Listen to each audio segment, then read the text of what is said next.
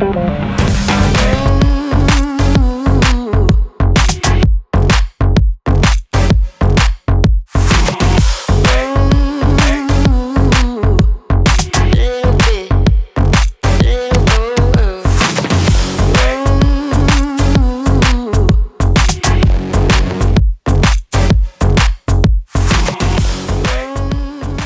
and welcome to another episode of Frogs Hollow TV. My name's Toby Cooper and joining me once again this afternoon is Geordie Batchelor. How are you, mate? Yeah, not too bad, Tobe. She's starting to warm up here in Warrell, isn't it? She's a bit Celsius in the old shed here, but we'll get through her. We have another jam-packed show this afternoon, George, with a full preview of this weekend's Kalgoorlie Desert Race, the ORC Decider, full wrap-up of the recent Burrungule 180 down in South Australia, before looking ahead to the upcoming New South Wales Decider at the Kempsey 300. Another big weekends of racing, George, approaching us. I'm looking forward to both. I'll get to head over to Kalgoorlie and then Kempsey. Yeah, mate, if you like going over to Cal, hopefully I'll join you next year, but we'll definitely go over to Kempsey and make a weekend of that one, won't we? Yeah, looking forward to that. Stir a few up. So we will start tonight with the big one, this weekend's 2025 Kalgoorlie Desert Race, of course brought to you by Black Diamond Drilling and the Western Desert Races. The final round of the ORC, currently 96 starters. Huge field, mate. It's going to be another huge weekend in the West. Mate, I think it's going to be a great weekend. Judging from a couple of photos we've seen here not long ago, it should be nice underfoot, nice and tacky, and I think she's going to be hot too. Yeah, I can't wait, mate. The big storyline for me is the OBR ORC showdown between Travis and Bo, heading for that number one plate for 2026. It's one we've all been waiting for. It sort of worked its way up through the season from sort of mid-year to Fink. Obviously, the 1-2 finished there, same at Love Day, and then I went on to St George, and it's been the OBR ORC train all year. But Jared Percival, though, is still in with a hunt. We have to put that out there. He's still a huge chance to take home that Australian ORC Championship win, and it all comes down to Kalgoorlie. Yeah, mate, it all comes down to this weekend. As you said, Percival is still definitely in the hunt, but I reckon she'll be OBR at the top if everything goes their way. Yeah, that's the big talking point. Travis Robinson holds a 330 point advantage over his brother Bo. I think Jared's another 400 or so points. So he's around 750 off Travis. Yep. That's Jared Percival. But 1,050 points on the line. It's points and a half for the final round of the ORC, which means 150 points for the winner of the prologue, 900 points for the winner of the actual event. So all to play for. We'll get to our selections very soon. But now onto the Battle of Kalgoorlie. The field is absolutely littered with stars. We've had a few pullouts, I believe. I know the Bentleys withdrew. Brady Taylor, one of the partners of the show from up there in Alice Springs, is also pulled out last week. But Trav and Bo Robinson clearly headline the show. It's a home national. If there's one guy that can really stand up and threaten that OBR push is Boston Morgan Horan. And we've talked about him all year, George.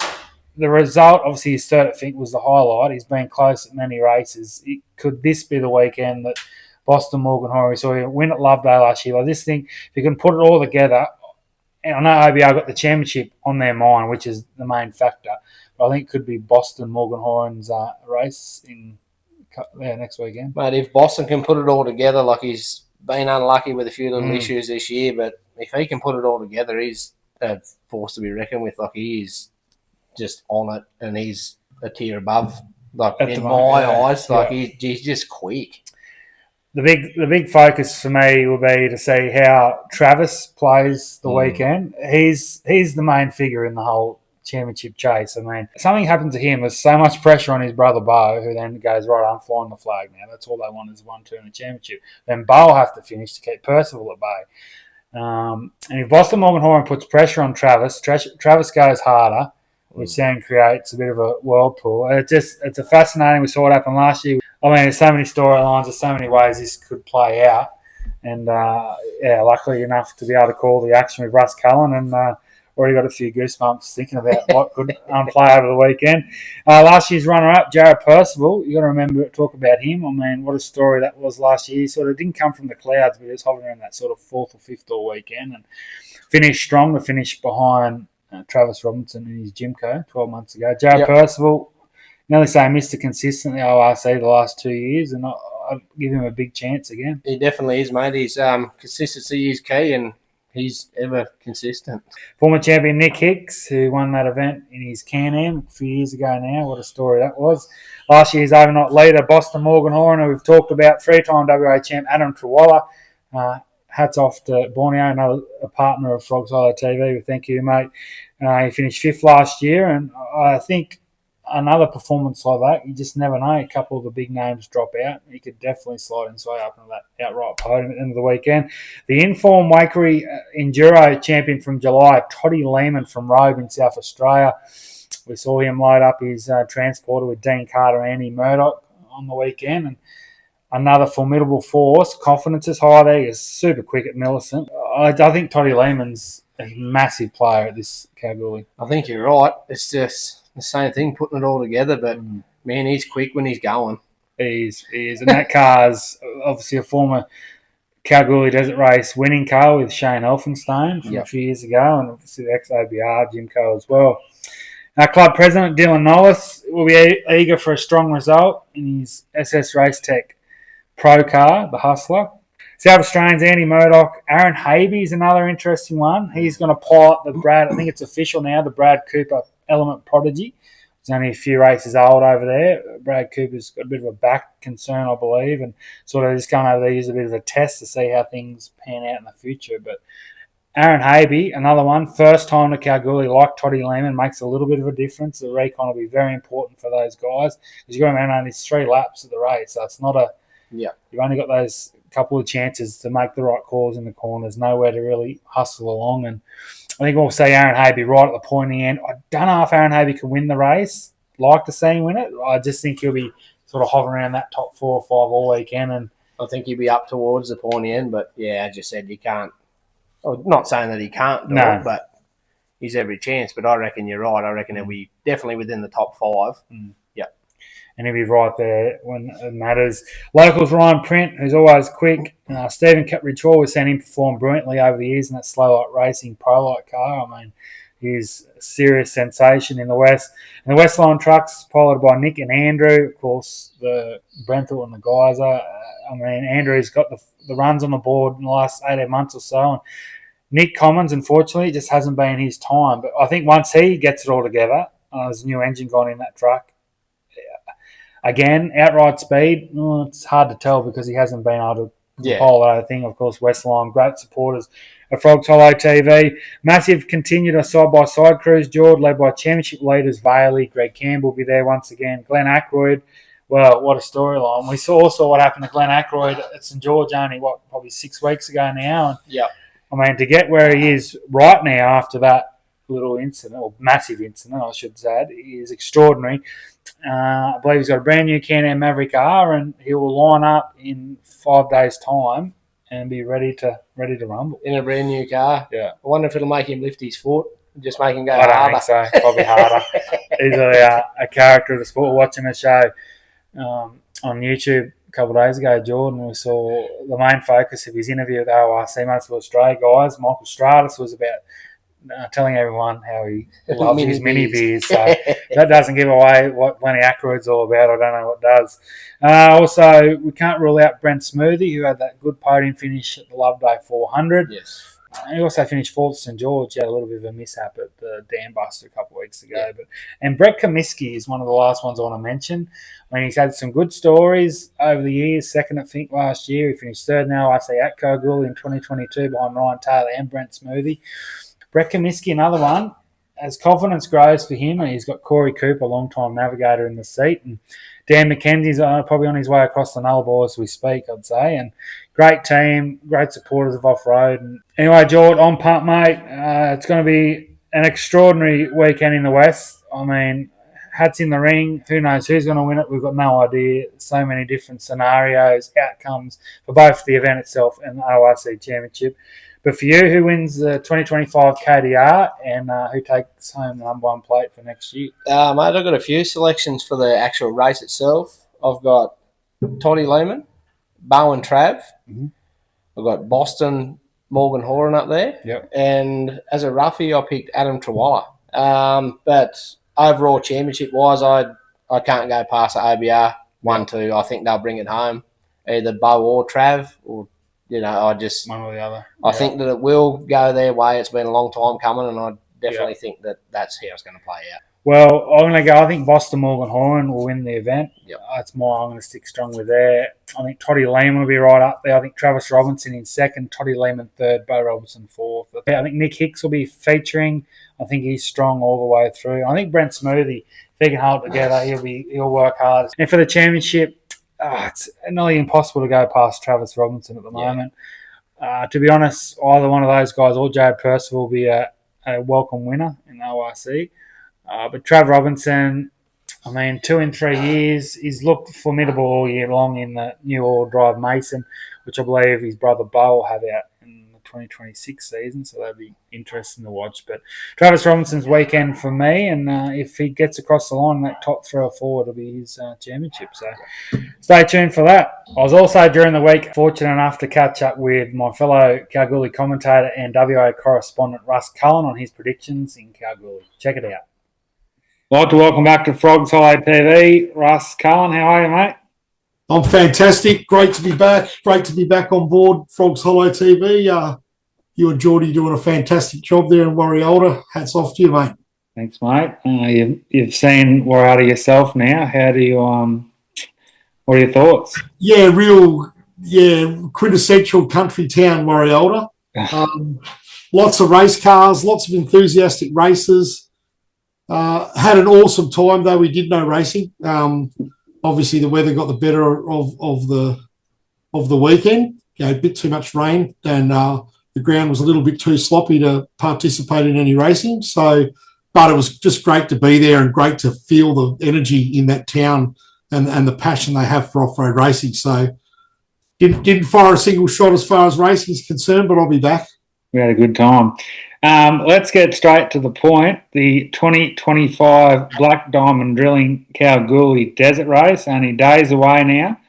I just saw the prologue start order release just before we went on air, and it's a good one, Russ. There's 95 official starters. I know you've had a good look at it. We get the luxury of calling the action alongside Davey Baker this weekend. And what are your early thoughts, mate? We've got the championship battle once again on the line, 2 OBR trucks, and, of course, Jared Percival, the 3 main contenders there.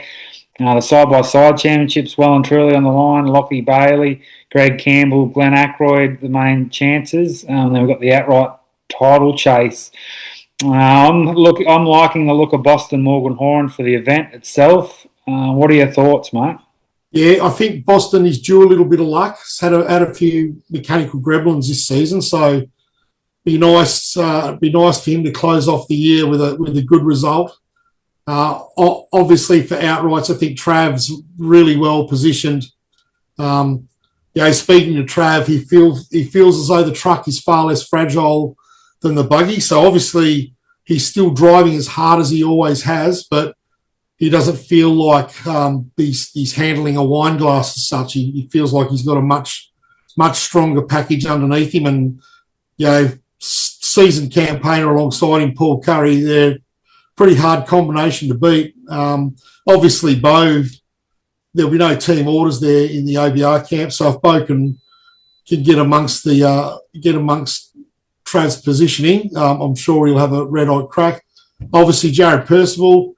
What a great story that would be if he could get the slide rule out and pull off a bit of mathematics and get to that podium position. The AORC 1 plate for Jared would be fantastic, but he's got it all to do. There's a lot of people in this particular field of 90-odd cars that could jam their way into a position and act as a buffer for Trav via points and sort of perhaps push Jared down the order a little bit.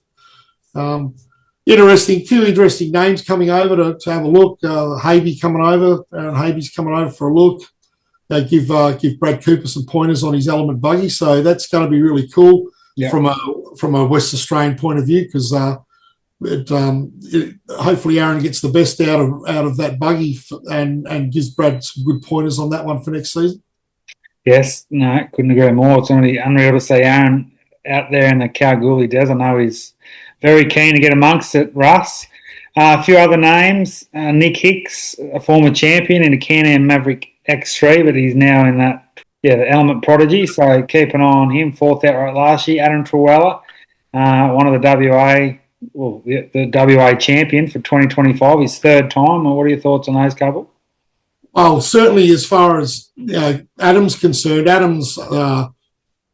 his program's done and dusted for the WARC this year, so he's really unhindered. He can take some big risks if he's willing to, and throw a few Hail Marys here and there. And Adam is a rapid driver, like a good quick racer. Perhaps his equipment's not that prestige level of some of the Jimcos and that type of thing. The Element Prodigy certainly got a high level of pedigree and a big reputation. But the beauty of Adam's car is he knows it inside out. He's virtually built it. You'd sort of almost call it, homemade by Adam and the Truella family. So, geez, it'd be awesome. He just needs a little bit of luck. He's quick enough, and just be nice to see him really deep into that top 10. Really, really getting amongst that top 10. A few other names, locals. Troy Shewan, always quick in the Hustler. Toddy Lehman coming over from Rover. Man, he won the Waker Enduro in July. He was the quickest car over the first 2 laps at the recent Pines Enduro. His form's good. The cars have already won the event over there at the Kalgoorlie Desert Race with Shane Elphinstone. Dean Carter's another one. Andrew Murdoch. We see Brett Comiskey, Brent Smoothie, can't rule him out. Also Nick and Andrew Commons, Harley Uran. So, I mean, it's a stacked field, that's for sure. Yeah, you just mentioned some great names there and some great characters, the Commons boys. Westlime, the best line. As you'd be well aware, Toby, you can't have a Corona without a dash of lime. So they must drink a lot of Corona in Bathurst or Orange or Parks or wherever they are in New South Wales there. So I just want to quickly, before we go any further, Extreme 4 Drive this weekend. Trav Robinson, Brent Smoothie, Brett Comiskey, Warren Klassen, Aaron Cassidy, Chris Dawes, and our sole junior development entry, Max Bradley, in the 888 car. What are the chances there, Russell? Look, obviously, I think the likes of Warren Klassen, Aaron Cassidy, and of course Max in the junior car, I think they'll be bullied by some of the aforementioned trucks, the Comiskey truck and Travis's truck, of course. They're radical bits of gear. And, I tell you what, if you wanted to take on the Kalgoorlie Desert Race and hand-pick your ride, I think one of those 2 cars and even Smoothie's Mason would be sort of top of the list.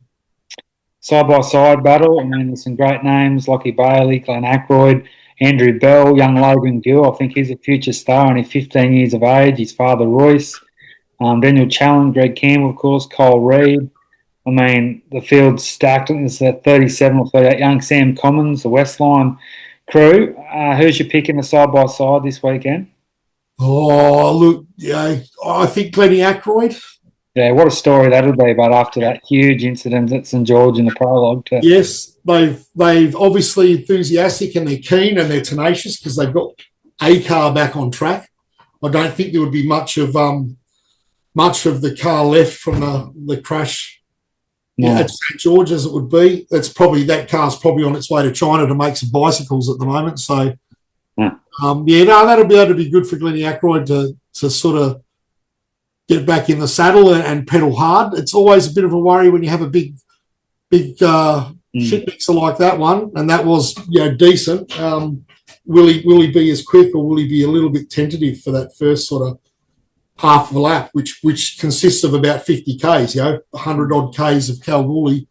I just want to touch quickly Ross Newman. He raced last weekend at the Mount Larkham Short Course, which is just south of Rockhampton, so about just under 4,000 kilometres away from Kalgoorlie. He's bypassed straight into Warwick and he's headed up, picked another car up, I believe, and gone straight across the Nullarbor. I mean, what a story. And I'm not sure if it's official, but I've heard whispers that he's doing it himself, and he's got a couple of local Kalgoorlie Class 2 competitors, Steve Pacey and Glenn Schaffer, as he's navigated for the weekend. So that's a remarkable off-road story. Yeah, that is awesome. Like, what an unassuming guy he is, but geez, he puts in the miles and does a ton of racing. So Yeah. it's fantastic to see Steve Pacey put his hand up. Steve had a little bit of an issue with getting his car ready, his little 1650 buggy. Yeah. So it'd be nice for Steve to assist Ross to get around the track. I mean, he knows the track pretty well, Steve Pacey. So that'll be a good thing for Ross. Well, Russ, you've been around a lot longer than most people in the off-road world. Who wins the 2025 KDR and the ORC for this year? Oh, my heart says Jared Percival. You know, as a patriotic or parochial West Australian. I mean, Travis is a West Australian, but he's sort of putting his roots down on the eastern seaboard nowadays. I wouldn't begrudge Trav a win. He deserves it. He spent an eternity in off-road racing circles. So, yeah, if Trav got the chocolates on the weekend and subsequently the AORC 1 plate, that'd be pretty cool. It's probably, for off-road racing in Australia locally, it would be a good thing for Trav to win, because I believe he has plans abroad if he can tick a few boxes, and winning the ORC would tick that box, and then we'd perhaps see him on a bigger stage, which would be great for Aussie off-road racing. The big question is, will it be as dramatic as 12 months ago? Well, look, the bottom line is Bo's probably sitting at home, if he's watching this, going, geez, Russ hasn't given me much of a plug. But the reality is he knows where he stands with me. He knows I think he's a pretty good driver, and he's got great equipment, great team behind him with Drew and the boys. Always a fast man on any old off-road racetrack. So, yeah, look, we haven't made much of a mention of Bo, but it goes without saying he'll be right up in the thick of it. Perhaps he just needs to be a little bit more cautious with how he addresses any mechanical issues over the weekend, I'm sure that's been... But geez, I'll tell you what great theatre it was last year when he diverted back in with that brake issue and then got back out there. It was... It all started with the Friday afternoon storm. But anyway, Russ, thanks for joining me on Frogs Hollow TV. It's always a pleasure getting your words of wisdom. I'll see you in a couple of days, mate, and looking forward to the weekend in WA. Yeah, see you in a couple of days, and it'd be nice to see as many viewers as possible of Frogs Hollow tune into the live feed. We'll do our best to entertain you over the weekend. We'll do our best. Thanks, mate, and I'll see you in a couple of days. Thank you. So straight into our first event review, mate. The last weekend's Burrungule 180 down in South Australia. The 8th and final round of the Southern States Off-Road Club Challenge for 2025. 45 starters, rain in the afternoon, and it was Victorian Brendan Payne, his V8-powered Southern Cross, who collected his second victory of the year, Jordan. It looked like a ripper event, and Heath Weeden come through the goods. It was definitely no dust. Definitely no dust, mate. It looked like an unreal weekend, and looked like they... good little bit of rain, and she was a bit wet in spots from some of the photos I've seen. Looks like a fun track, they sort of go in the quarry, head out up a bit of obviously a ramp driveway out of the pit, and they head off into the pines, and off they go. I think it's around a 15k track. It looks like a ripper. The inaugural Southern States Off-Road Club Challenge champion Peter Simpson crossed in second outright behind Payne, and to finish his season in style. Back to Brendan Payne, though. I mean, he won the Nandaly 300 over the long weekend in June at Sea Lake. Yep. And he's backed that up with a win here. I mean, he's been around for a while now. That's the last car that Bob Strawbridge owned with the green chassis. Yes, yep. The 99 car.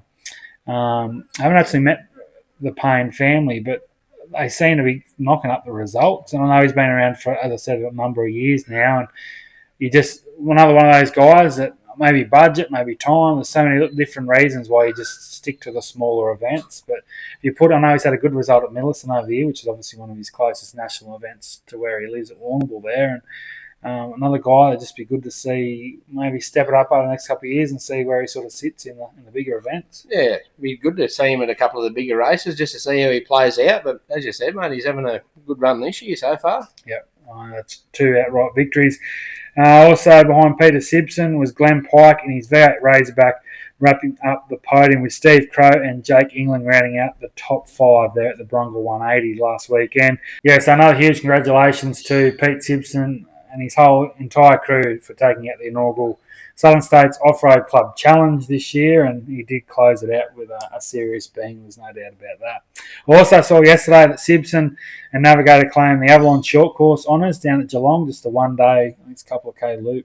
They do it a couple of times a year. You see it on the Geelong Off-Road Racing page on Facebook. It's been some year for the Simpson Racing. I mean, he's one of the veterans of our sport now, Pete Simpson. I remember seeing him down at Sea Lake in an LV Dub Beetle long time ago now. And when I was a kid, idolising everyone that sort of went before you. But he's doing some good things, and you never know, Pete Simpson. He seems to be getting quicker in that trophy truck for sure. Yeah, I think he is, mate. He's I know you're impressed with his short course racing at Millicent. He was definitely picturesque to watch on the full live stream at home. It was good. Now, before going any further tonight, last week I was able to catch up with the series coordinator Heath Weeden on both the Burrungule 180 and the inaugural Southern States Off-Road Club Challenge. Enjoy. I'd like to welcome back to Frogs Hollow TV Southern States Off-Road Club Challenge coordinator Heath Weeden. How are you, mate? Yeah, good thanks, Toby. Good thanks. Firstly, another big congratulations to you and the entire team involved in the inaugural running of the Southern States Challenge.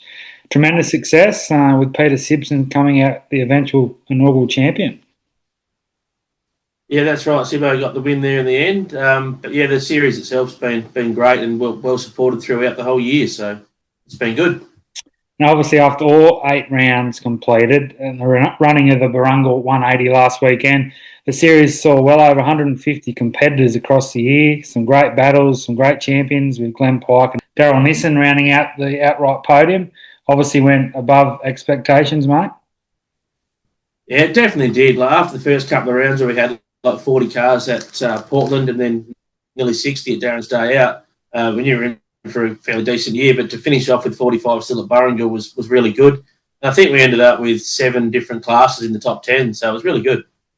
And back to Burrungule, looked like a fantastic day's racing. Always is down there in the limestone coast of South Australia. And they had a bit of afternoon rain come in and change things up on the 3rd and 4th heat. How did the event go down there? And it was another winner, second of the year for Brendan Payne and his V8 Southern Cross. Yeah, no, the rain definitely changed it up. It was wet to start with, and then it just got very greasy once that rain came and then dried out a bit later. And there's some great class battles across the day. How was your weekend? No, it was pretty good. We had a pretty clean run the whole weekend. Had a couple of issues with the gearbox coming after the Pines, but no, personally, it was another great event and another finish. So that's probably, I think it's like 8 from 10 starts for the year. So yeah, pretty happy with that. I know I saw Peter Simpson done 9 events, so you've just picked him off there with 10. A massive effort, mate. Similar calendar for next year. I saw a comment on Facebook. You said that Portland will be back again in late February of 26, but all similar events in 2026? Yeah, that's right. February the 28th, I believe, will be the first one down there at Portland. The rest of the calendar will be the same. The only change will be Waikery. We're not going to run at Waikery next year, just trying to keep the club cars at the club events. And I did a bit of a poll, and most of the competitors wanted to go that way, so that's why we went. And we've got Wanaka are going to come on and run an event there, so hopefully we'll get some numbers back there for them guys. They had to cancel their event this year through lack of numbers, so hopefully we can support them and get some cars there for them. Yeah, definitely sounds like a plan. I see the Burst and Auto Parts banner in the background, obviously the naming rights sponsor of the new challenge this year. And anyone else you'd like to thank for making the Southern States Challenge a reality in 2025? Yeah, just go through the sponsors once again, like Burson's Auto Parts for the outright. We had PMD Race Products, Show and Go Media, Geelong Carbies, Tough As Products, Racer Imports, CCM 4x4, Jetworks, River Murray Auto Wreckers, Oz 4 Drive, Monster Off-Road, Bull Brothers Earthworks, and Integrity New Homes, Limestone Coast. Most of those guys have come back on already for next year, so everyone's really supporting the series and getting behind us. A couple still to talk to and get that finalised. And just also the clubs, the Sea Lake Club, Portland, Millicent, Limestone Coast, Bora, and Waikery for this year for just getting behind the idea and making it come off. So that was really good. Yeah, worked well, mate. Obviously from up here in New South Wales, following on definitely, and it looked like everyone was a massive fan of all the events, and as you said, the numbers speak for themselves. Anyway, mate, thanks for joining me on Frogs Hollow TV. Congratulations on your own season, and all the best to yourself and the Southern States Off-Road Challenge for 2026 and beyond. No worries. Thanks very much for having me, Toby. No worries. There he is, Heath Weeden. And next weekend, we'll also see the running of the 2025 Kempsey 300, brought to you by Scott's Hydraulics and the Kempsey Macleay Off-Road Club. The fourth and final round of the 2025 New South Wales Off-Road Championship. George, it was meant to run in May, got cancelled or postponed. They found a date with the unfortunate cancellation of Nabiak a few weeks ago, so now they're going to step up. First weekend of November, the final showdown. Of course, we've had the unfortunate cancellation of Warrialda, the hiccup with start of the year with Colo, so it's been a bit of a disrupted New South Wales Championship. The event, George, is in memory of Dallas Kemp, the long-time landowner there at the track at Wititran, and they went to the Kempsey Macleay Off-Road Club, I think it was in 2003, and offered up his land for a race after they lost Temagong. And here we are, 21 years later. The legacy's continued. Unfortunately, Dallas passed away at the end of August, but I mean, it's a great touch from the Kempsey Club to incorporate his name in memory into the weekend. I think, especially if it's a local car, it's going to be a very special victory for whoever comes out on top at the Kempsey 300 next weekend. Yeah, I think you're right. I think it'll be very emotional if it is a local that gets that trophy at the end of the weekend. It'll be a special weekend in memory of Dallas Kemp, and I'm really looking forward to getting over there. I know they've got 64 starters. It's the best Kempsey 300 Wititran field that I've ever seen by a mile. I mean, the field's star-studded. Yeah, quality lineup, isn't it? And even your old man's back in the fray, which is great to see after a long time off the track. Big Johnny's heading over, mate. First time since, I think, 2008 we went across there. Yeah, so 17 years. Yes. So a long time between drinks. Local champion Matty Huxley will spearhead the field for me. Of course, champion there in the past. Mickey Spokes, definitely amongst the favourites. He was primed for a bigger sold at Monomethi a month or so ago. It just wasn't to be. Josh Howes, interesting. I mean, Kalgoorlie this weekend, when Josh Howes rolls out the Kempsey 300, the standout name on the list. Hasn't had much seat time lately, hasn't had things go his way, but he'll head into that race undoubtedly for me still on a dry track, probably the clear favourite, especially if he can get clean air to start off with. Ali Howes, I mean, we've seen what she's done over the last few years. She's always in the mix. Tommy Dixon, Glenn Spizzo and his Microfab car, championship leader Clint Glennon in the Bowie Graham Tatum, so good to see him head to Kempsey for the first time. Craig Anderson in his Can AMR, Conroy Devine, your old man Batch, Justin Brown, plus lots of sports light, a lot of Super 1650 crews. I mean, I think there's around, I could say between 10 and 12, 15 cars that on their day with things going their way could take home the title. Easily, mate. Easily. What about Lucky Matusi? He's rolling up the sleeves again. Ready to go again. We'll have to try and get an interview with Lucky over there, I reckon. Yeah. A few words with the man himself. So, George, that sort of sets the scene for the Kempsey 300. What's your thoughts and tip heading into the big one over there next weekend? My thoughts for the weekend is, I remember we went in 2008 and there was nowhere near 64 starters, and you definitely know you're racing on Sunday. Yeah. So I reckon that she'll run out and it'll all come down to preparation. Mm-hmm. Then who's prepped the best, who's gone over everything on the car. Yeah. But, for my picks, I have got Tommy Dixon. Yep. Mick Spokes, Matty Huxley, and me Ruffy is Shivers. But in saying that, if it is a wet weekend, mate, I think Can-Ams will dominate. I want to go with Josh Howes just because of past form, not in particular current form. I mean, Josh Howes, if he can get that jump and get in there first and get away, geez, good luck catching him. Mick Spokes is a big chance. Tommy Dixon, he's just eager to get out there. We saw how pumped he was at Warrialda, and unfortunately one of the furthest competitors to travel from where they live down there on the south coast. But it'd be awesome to see him have a good run. But Matty Huxley, local favourite, no Dave Chandler this year. But Huxley, another one we didn't mention was Ben Scott, last year's New South Wales champion. So Ben Scott's another competitor who puts it all together. I saw he come second at Warrialda last year, so you put that in the statistic book, and you're a massive chance at the Kempsey 300. I'm going to go Josh Howes, Matt Huxley, and I'm going to put in probably Craig Anderson for third. I think Craig Anderson might have a run, and it could tiptoe if conditions change and depending how dry and dusty it is as well.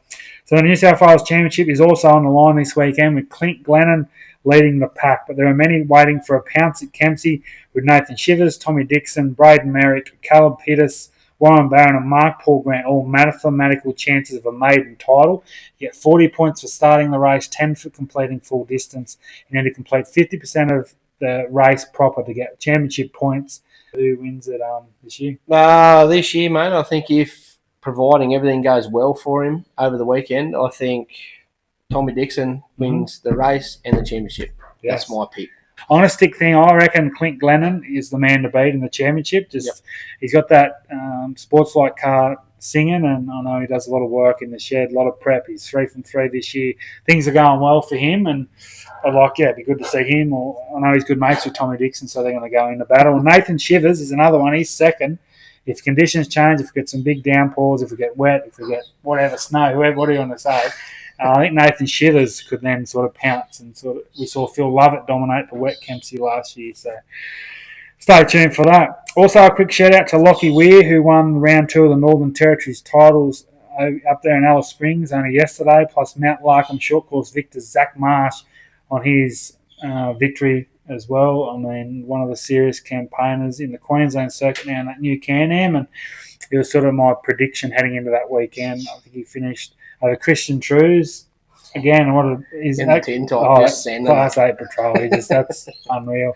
I think Bryce Derrick come third, so well done to him. But the storyline for that event for me was Tony Falaba securing his first ever Queensland ARB Mickey Thompson outright championship. We both know Falaba pretty well. I think that's a great honour for him, and he got the job done. Finished 4th outright provisionally for the weekend, and enough points to take home the Queensland number 1 plate. So a well-deserved win too, mate. Tony Falaba, hats off to you, mate, and I'm sure you'll be celebrating in the next couple of months.